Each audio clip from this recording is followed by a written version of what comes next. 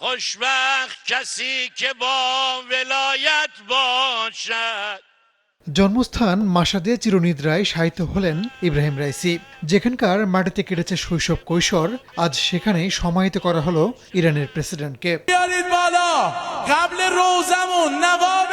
যার সারা জীবন কেটেছে দেশের সেবায়। সেই প্রিয় নেতাকে অশ্রুসিক্ত নয়নে শেষ বিদায় জানাতে ঢল নামে লাখ লাখ মানুষের।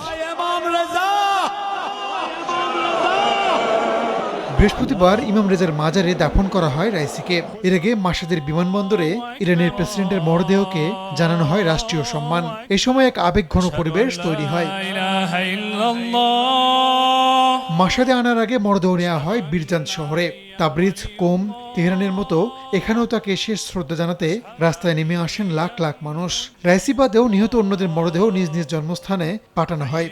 এর আগে বুধবার রাজধানী তেহরানে তাকে শেষ বিদায় জানানো হয়। তার মরদেহে শ্রদ্ধা জানান অন্তত 50টি দেশের প্রতিনিধি, ছিলেন কয়েকটি দেশের রাষ্ট্র ও সরকার প্রধান।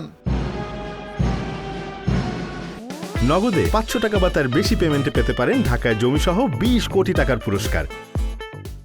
গেল রোববার আজারবাইজানের সীমান্তবর্তী এলাকায় একটি বাঁধ উদ্বোধন শেষে ফেরার পথে দুর্গম পাহাড়ি এলাকায় বিধ্বস্ত হয় প্রেসিডেন্ট রাইসি ও পররাষ্ট্রমন্ত্রী আবদুল্লাহিয়ানকে বহনকারী হেলিকপ্টারটি। কয়েক ঘন্টার চেষ্টার পর সোমবার বিধ্বস্ত হেলিকপ্টারটির সন্ধান পায় রেড ক্রিসেন্ট। রাহানুল রানা, সময় সংবাদ।